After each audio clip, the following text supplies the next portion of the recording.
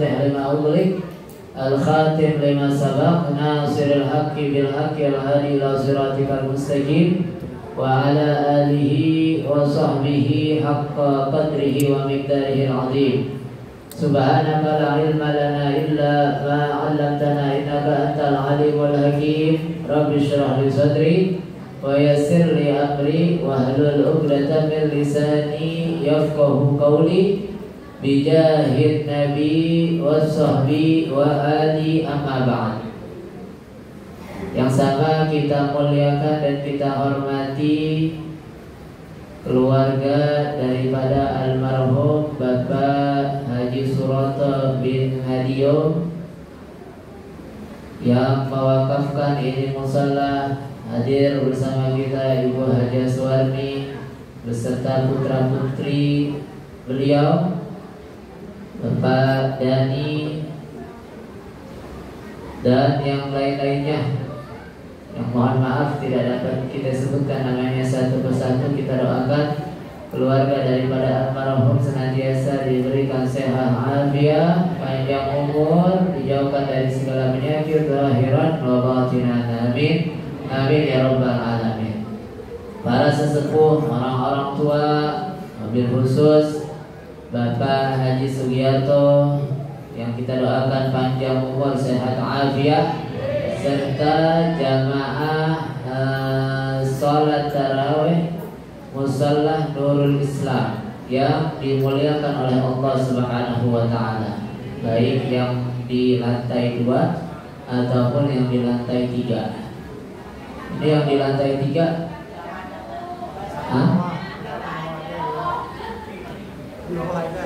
Oh, di bawah ada juga. Lantai 1, 2, 3. Masya Allah. Lantai 3 nya penuh nggak tuh? Nah, lantai 1 nya penuh nggak? Nggak kedengeran suara. Tapi ini suara sampai ke bawah. Alhamdulillah. Masya Allah. Ini apa namanya? Jarang-jarang suasana taraweh 3 lantai penuh di musola. Di musola ini jarang-jarang. Mudah-mudahan pemandangan semacam ini terus sampai akhir Ramadan, bahkan sepanjang tahun. Jadi jangan cuma 1-5 doang penuh rame begitu. Ntar kalau udah 10 hari terakhir, ramenya bukan di sini, di Citos, di Tanah Abang begitu. Alhamdulillah, kita bersyukur pada Allah Subhanahu wa taala. Doa kita dikabulkan oleh Allah Subhanahu wa taala. Doa kita yang kita pakai, yang kita niru doanya Nabi apa? Allahumma barik lana fi Rajab wa Sya'ban wa ballighna Ramadan. Allah sampaikan kita di bulan suci Ramadan. Alhamdulillah. Terus sehat lagi, afiat. Nah, tinggal kita samakan juga. Kita samakan visi misinya Rasulullah, doa yang semacam itu. Rasulullah doa Allahumma barik lana fi Rajab wa Sya'ban wa barik Ramadan. Tentunya Rasulullah bukan tujuannya untuk beli baju baru lebaran. Enggak. Kira-kira Nabi biar disampaikan ke bulan Ramadan, tujuannya kira-kira apakah biar ketemu lebaran habis itu beli baju baru, pakai baju baru, kira-kira begitu apa bukan? Nah, kita mesti samain tujuannya. Tujuannya Nabi apa? Biar ketemu bulan suci Ramadan adalah untuk ibadah. Semuanya untuk ibadah. Ibadah itu apa? Ibadah tuh kalau dalam bahasa Arabnya abada ya'budu ibadatan. Artinya menghamba. Bentuknya ada namanya sholat, ada namanya zikir, ada namanya baca Quran, ada namanya melayani istri kepada suaminya, ada kalanya bakti anak kepada orang tuanya, begitu. Itu adalah bentuk dari penghambaan seorang hamba kepada Allah Subhanahu wa Ta'ala.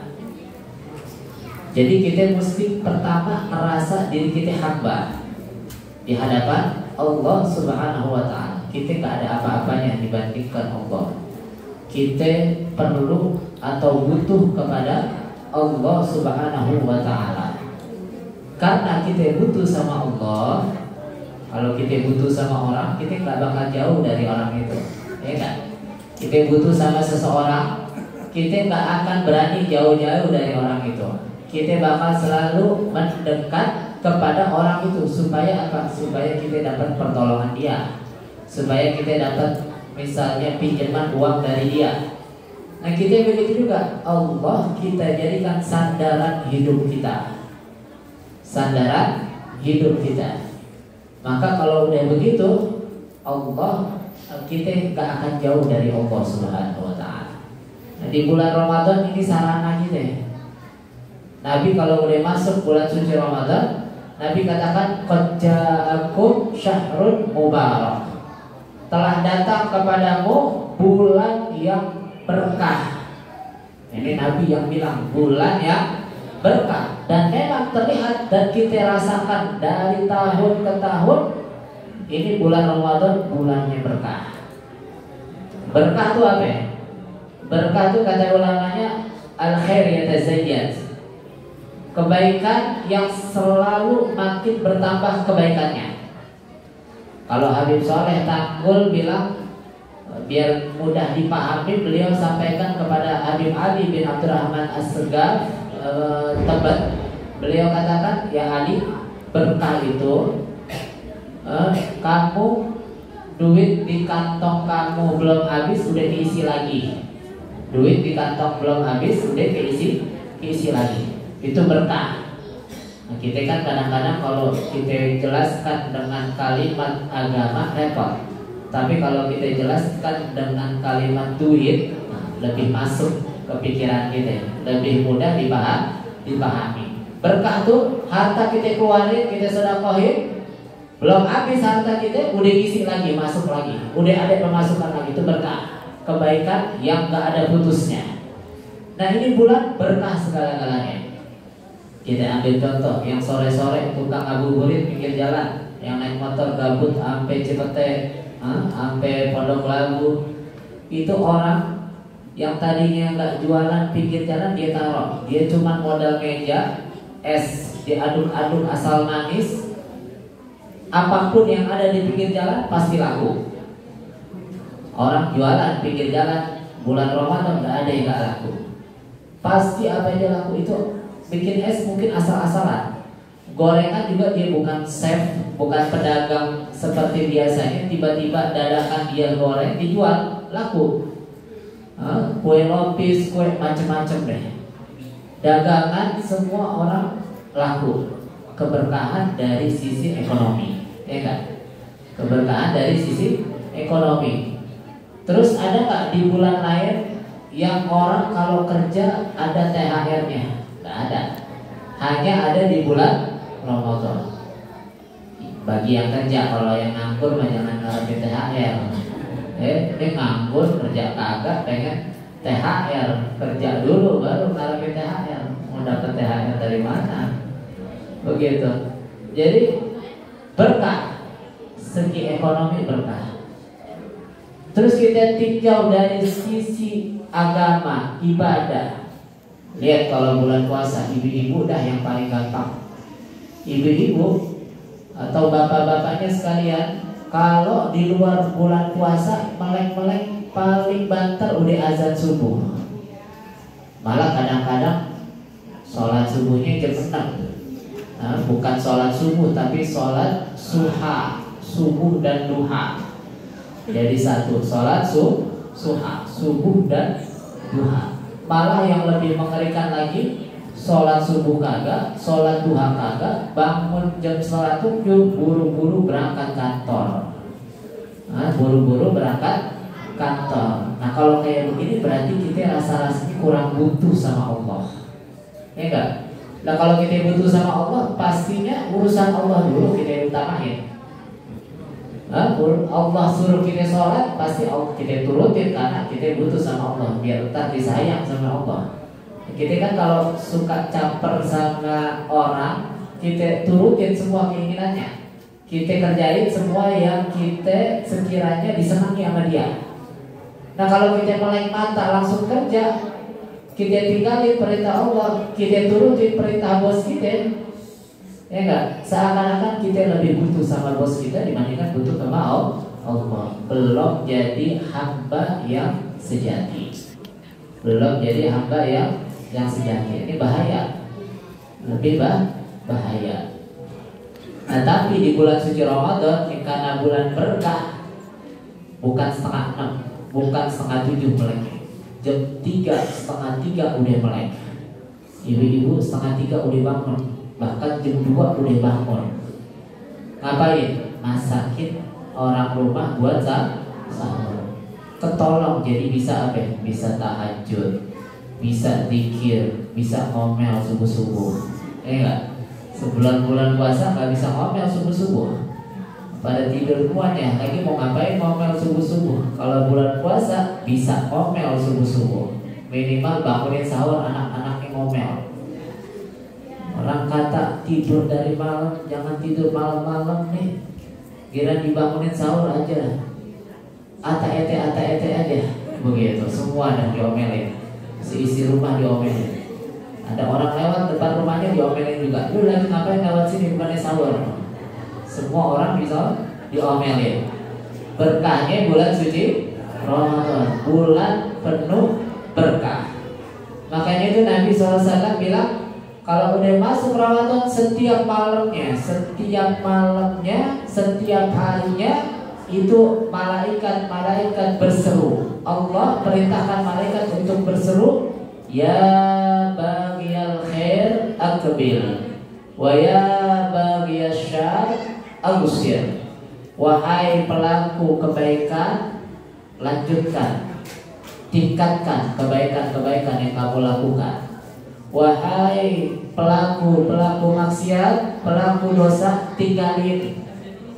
Jangan kau lakukan di bulan suci Ramadan ini. Sebab bahaya. Bulan suci Ramadan ini bahaya. Yang kita tahu, bulan penuh berkah, bulan penuh anugerah, bulan penuh ampunan, bulan penuh kebaikan.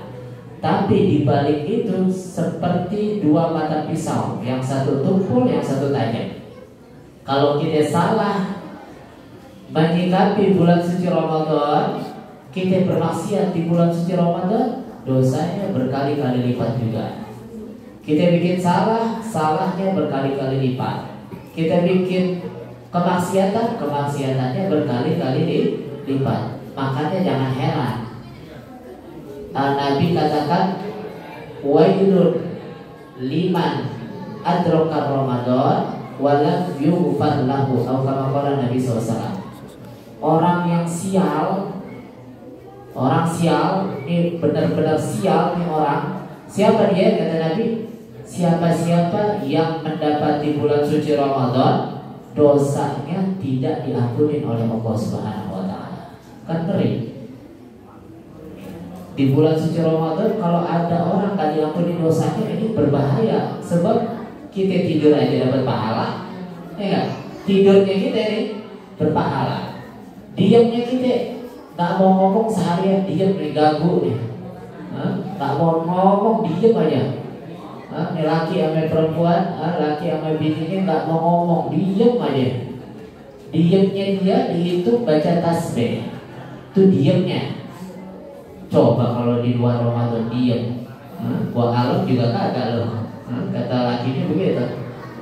Diamnya baca dapat pahala tasbih, tidurnya dapat pahala ibadah.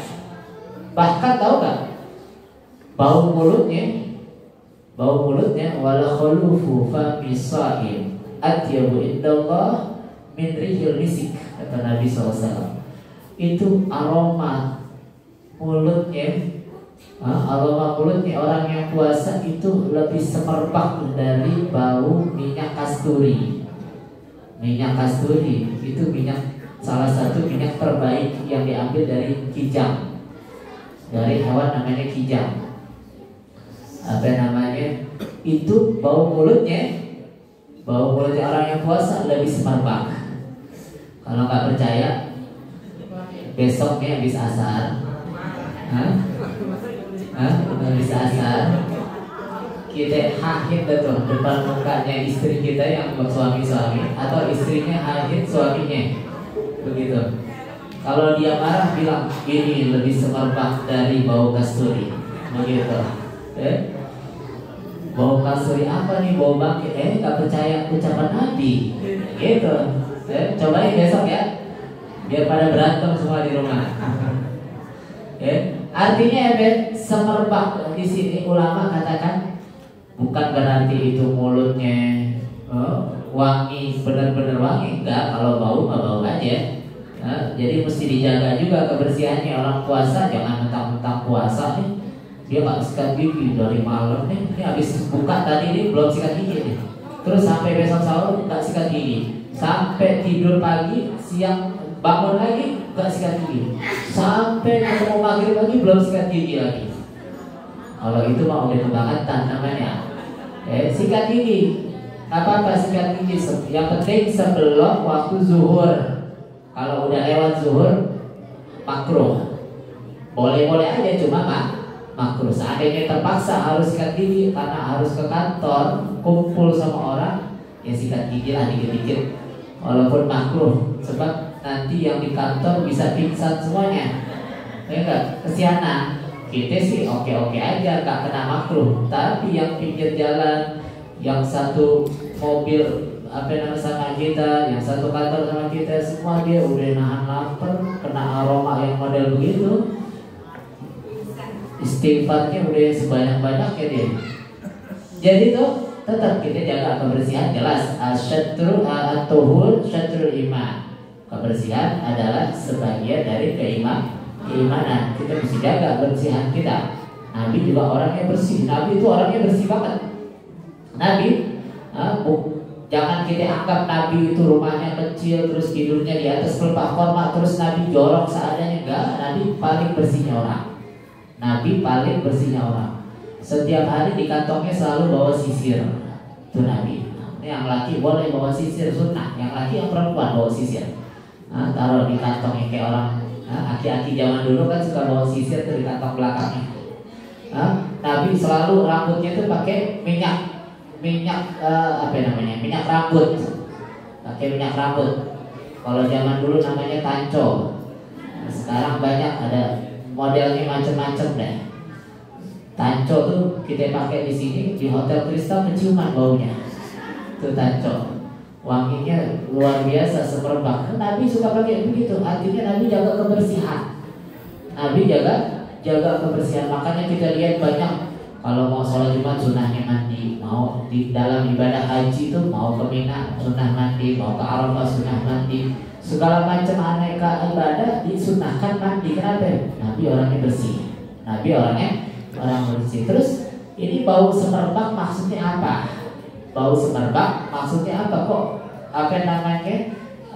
Nabi bilang bau mulut ya seorang yang puasa lebih semerbak daripada aroma misik. Ulama katakan ada yang katakan adalah artinya bau mulutnya orang berpuasa itu pahalanya lebih besar dari orang yang pakai minyak wangi. Pakai minyak wangi kan berpahala. Kita kalau mau kumpul gini nih terawih pakai minyak wanginya sunnah. Yang laki-laki, kalau yang perempuan seadanya aja. Jangan terlalu banyak pakai minyak wanginya perempuan. Karena sebagian ulama ada yang tidak membolehkan. Kita pakai sekedarnya sekiranya kagak ada aroma yang tidak baik keluar dari badan kita. Pakai senormalnya. Jangan perempuan keluar rumah ini baunya kayak kuburan baru. Wangi banget. Wangi banget. Jadi ulama katakan itu bau mulut ya orang yang puasa lebih berpahala, lebih besar pahalanya daripada orang pakai minyak wangi. Minyak wangi. Ulama yang lain katakan nanti di akhirat orang yang berpuasa itu aroma mulutnya akan mengeluarkan bau semerbak. Benar-benar semerbak ini mah. Digambarkan seperti orang yang mati syahid. Orang kalau mati syahid itu kan darahnya keluar aroma semerbak nanti.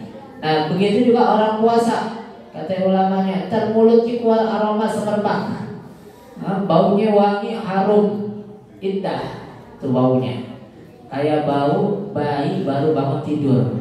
Ibu-ibu yang punya bayi dulu, udah lama, udah puluhan tahun yang lalu punya bayinya, diingat-ingat lagi dulu masih bayi, kita punya bayi, itu bayi kalau bangun tidur mulutnya wanginya nikmat, baunya enak begitu. Nah kita bandingkan dengan bau di sebelahnya, bapaknya bangun tidur berbanding 180 derajat beda. Bayi baunya nikmat, pas bau bapaknya kok kayak ada bangkai tikus di sini. Ya, begitu. Jadi apa namanya, bau mulutnya orang berpuasa semacam itu. Nanti di akhirat bau mulutnya akan diharumkan oleh Allah Subhanahu wa taala. Kemudian ulama yang lain katakan tidak. Nanti itu orang yang puasa mendapatkan derajat yang tinggi di sisi Allah Subhanahu wa taala. Hasil perbedaan pendapat terkait dengan bau mulutnya orang yang berpuasa. Tuh bau mulutnya aja berpahala orang puasa. Gimana nggak berkah nih bulan penuh keberkahan. Ini kita tutup sampai selesai hujan apa ya? Sampai jam terang. Kultum harusnya 7 menit. Ini udah setengah jam kurang dikit. Ya. Jadi ini bulan berkah. Nah, kita jangan sia-siain. Kita udah disampaikan di bulan ini, alhamdulillah. Jangan kita sia-siakan. Kita kumpul. Kita kira-kira pernah nggak di rumah kumpul, bapaknya, ibunya, anaknya sama-sama baca Al-Quran bareng-bareng, kan nikmat. Terus sama-sama kita buka puasa, sama-sama kita sahur. Ya, orang tua tanya anaknya yang udah kerja, yang sekolah, tanya tadi sholatnya di mana, tadi sholatnya sama siapa. Jadi kita jangan orang tua nanyanya makan di mana, udah makan apa belum, kerja gajinya mana. Jangan kita tanya soal makan, soal gaji, soal uang aja. Kita tanya juga anak kita ini udah sholat tadi belum, sholatnya tadi sama siapa, sholatnya berjamaah atau tidak, sholatnya tadi di musola atau di masjid. Begitu. Jadi kita perhatikan juga ibadahnya keluarga kita, sehingga nuansa Ramadan ini ada di dalam lingkungan kita, juga di rumah kita. Bukan cuma di TV aja, bukan cuma di HP aja nuansanya Ramadan, lagunya semua tentang Ramadan, tapi rumahnya tetap anyep, rumahnya tetap sepi, gak ada yang baca Al-Quran, rumahnya tetap sepi, gak ada yang baca zikir, gak ada yang sholat sunnah, gak ada yang tahajud. Nah kita mumpung ini baru 5 hari, masih ada 25 hari lagi atau 24 hari lagi, masih banyak kesempatan kita buat dapat kemuliaan anugerah di bulan suci Ramadan. Minimal kita jaga sholat kita jaga puasa kita jaga baca Al-Quran kita minimal 1 kali hataman. Ini kita targetin 1 kali hataman minimal. Kalau bisa 2 kali ahsan, lebih bagus. Terus lagi yang mesti kita jaga tiap malamnya, sholat isya berjamaah, sholat subuh berjamaah. Itu kalau kita sholat isya berjamaah, sholat subuh berjamaah, apalagi sampai taraweh, mau 8 rakaat boleh, mau 20 rakaat boleh, mau 80 rakaat juga boleh, terserah. Yang penting sholat. Yang salah, yang tidak benar adalah orang-orang yang tak sholat. Nah kita jaga tuh. Kenapa sih jaga sholat habis sholat isya berjamaah, sholat subuh berjamaah? Sebab orang dianggap menghidupkan malam, minimal dia sholat isya yang berjamaah, sholat subuhnya berjamaah. Nah kalau kita setiap hari jaga sholat isya berjamaah, sholat subuh berjamaah, pas dapat dipastikan kita dapat di malam Lailatul Qadar dalam keadaan ibadah. Begitu. Kalau saya repot-repot cari diincar malam Lailatul Qadar nih, malam ke-25, malam ke-27, malam ke-23, malam ke-21, kalau saya diincar. Tiap malam aja kita sholat isya berjamaah, sholat subuh berjamaah. Syukur-syukur bisa sholat raweh, syukur-syukur bisa sholat tahajud. Jadi itu malam kita hidupkan sehingga kita mendapati malam Lailatul Qadar dalam keadaan ibadah. Mudah-mudahan dengan semangat daripada Ramadan ini, mudah-mudahan semangatnya gak kendor. Jadi softnya tetap begini nih, yang di atas tetap di atas, yang di tengah tetap di tengah, yang di bawah tetap di bawah, gak pindah-pindah ke tempat lain. Mudah-mudahan semakin istiqomah, semakin berkah diberikan oleh Allah Subhanahu wa taala, dan semoga dengan berkahnya bulan suci Ramadan Allah kabulkan semua hajat-hajat kita, mudahkan segala urusan kita. Allah berikan usia yang panjang dalam kehidupan kita, dan Allah berikan kesehatan yang sempurna kepada kita, khususnya Ibu Haja Suwarmi beserta keluarga besarnya. Mudah-mudahan Allah berikan sehat afiat ala hadhihi niyah wa ala kulli niyah salihah wa ila hadratin Nabi. Al-Fatihah. A'udzu billahi